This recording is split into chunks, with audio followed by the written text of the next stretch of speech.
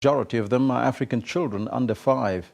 The WHO says these tremendous achievements are the result of improved tools such as insecticide and emerging drug treatments that have contributed to this dramatic fall. Now, there has been a scaling up of diagnostic testing, and more people now are able to receive medicines to treat the parasitic infection, which is spread by the bites of infected mosquitoes. Now, for more on this issue, we are joined by Dr. Sarah Barber from our Pretoria studios. She is the South African representative for the WHO. Doctor, very good morning to you and welcome. Thank you. Good morning. Now, tell us what led to the decline in the malaria deaths. Well, as you were just mentioning, in 2000, we saw a rapid increase in both political commitment and funding to malaria prevention and treatment programs. This was primarily a result of the MDGs, or the Millennium Development Goals, and the declaration of malaria as one of the targets to address poverty alleviation, poverty reduction globally. So with the increase in funding, we were able to scale up what we know works, or the most cost-effective interventions. This includes the interventions that you just mentioned in terms of prevention, the insecticide-treated mosquito nets, the indoor residual spraying, as well as chemoprophylaxis or preventive medicine for vulnerable groups, in addition to rapid diagnostic tests and ACT or artemisinin combination therapies, which are the most effective therapies for treating malaria. So increased funding definitely assisted. Increase in funding made a huge difference. Yes, of course. We were then able to roll out what we know works.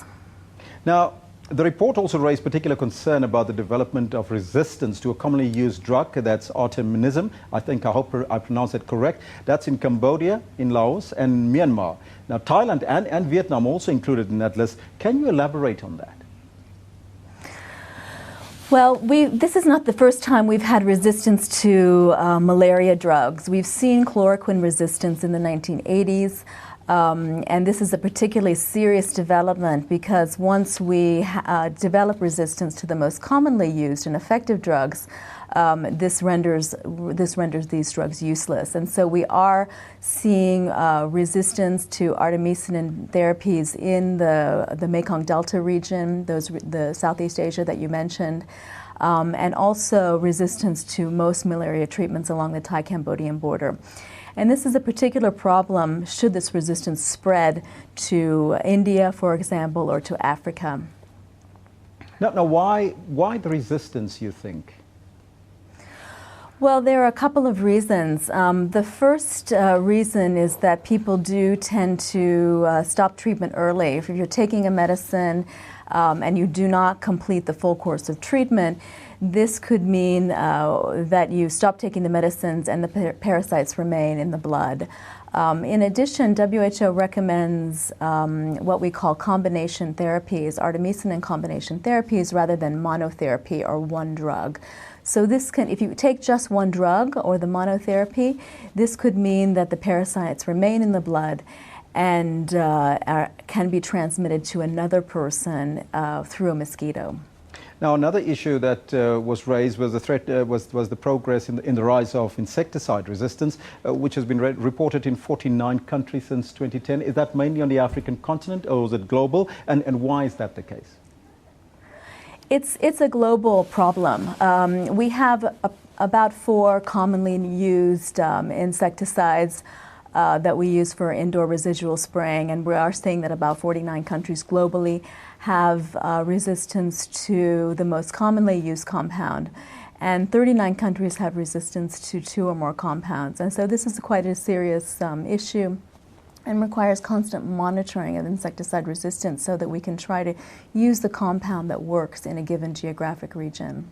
The report highlights also that although there's progress in West Africa, there are risks of the fight against malaria being reversed by the Ebola outbreak there.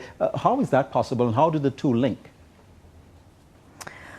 Well, Liberia, Guinea, and Sierra Leone contribute quite a few cases to the global burden, between 6 and 7 million cases of malaria to the global burden and over 20,000 deaths. And so the control of malaria, prevention and control of malaria in this region is critical.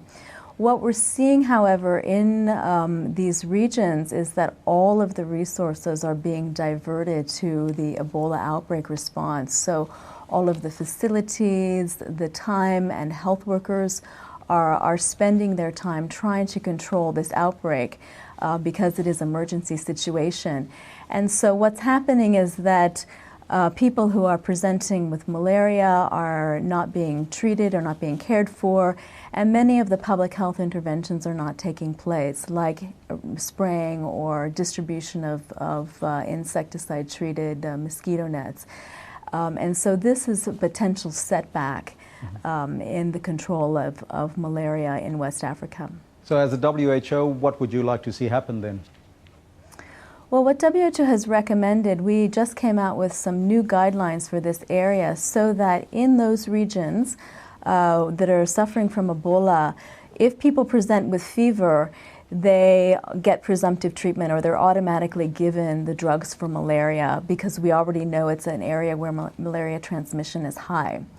There are also strong efforts to try to resume some of the prevention measures such as bed net distribution and spraying in these areas that we know that where transmission is very high. Now, what are the lessons you think, Doctor, from this report in helping fight the Ebola virus in West Africa? Well, the main lesson from this report is that scaling up is important. So we have a certain number of tools. With increased resources and increased political commitment, we were able to invest in the tools that we know work, in the prevention tools, as well as the diagnostics and the widespread treatment, and to essentially scale up these cost-effective interventions. This also illustrates the importance of health systems and health workers and the involvement of communities as an extension of the health systems. Using bed nets requires behavioral change. You have to accept to use a bed net at night or to change your behavior. And so it's critical that the community is involved and the families are involved in these types of change that need to become routine. With the increase in resistance, particularly in the greater Mekong Delta, it's also a stark illustration of the globalization of health problems, in that a problem that's of malaria prevention and treatment and of care-seeking behavior in the greater Mekong Delta could pose such a threat to Africa and India. Doctor, thank you so much for your time. Thank you very much. That was Dr. Sarah Barber from the World Health Organization. From our Pretoria studio, she's the South African representative for the World Health Organization here, and she was talking to us about the decline in malaria cases, which is very good, but of course there is the scare of Ebola in West Africa that can reverse all these changes that has been made. But right now,